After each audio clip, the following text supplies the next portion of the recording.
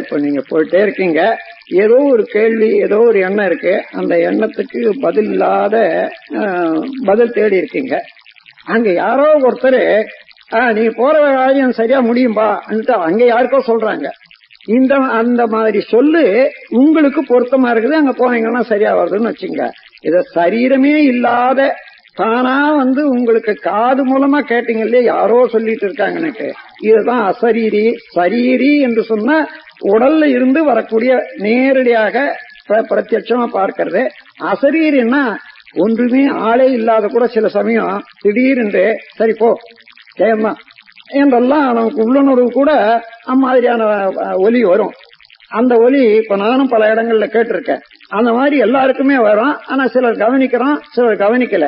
அதுதான் அசரீரின்னு பேரு. சரீரம் இல்லாதைய ஒரு நமக்கு உள்ளத்துல இருந்து வருது, ஆனா வெளியில இருந்து கேட்கற மாதிரிதான்